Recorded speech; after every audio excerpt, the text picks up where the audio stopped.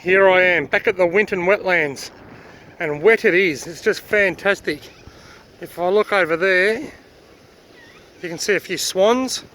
I can see 4 swans over there.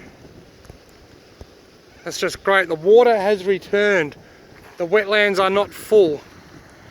This is Boggy Bridge. I've never seen this much water flowing over here.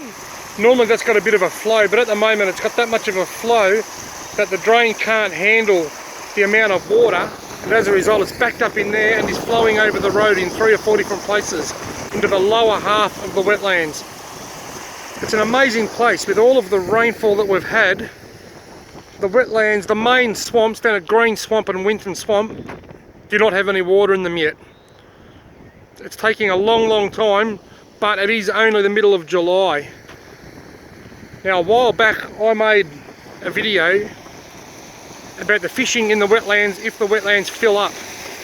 It's taking a long time to fill, but it is filling, and down there I can see a couple more swans. I've seen a couple of sea eagles here this week. There's a lot of turtles getting around. The wetlands are coming to life.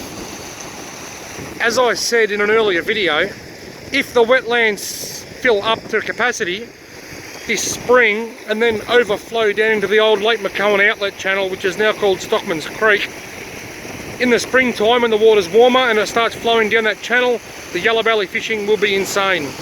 The first step is for the wetlands to fill, and the second step is for it to spill over in springtime. We are well on the way to seeing the wetlands fill up. Absolutely fantastic. In the meantime, something that I forgot to mention in my last video about the Winton Wetlands, down along the old Lake McCowan wall, down at the other end of the lake, there are some really big deep holes. They are called borrow pits. That's where they took the dirt out of the ground to make the wall for the Winton Wetlands, for Lake McCowan, sorry.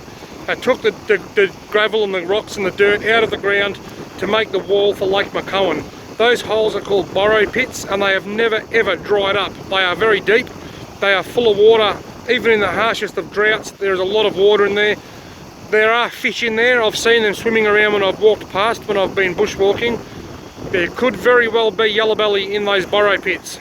I've never fished there.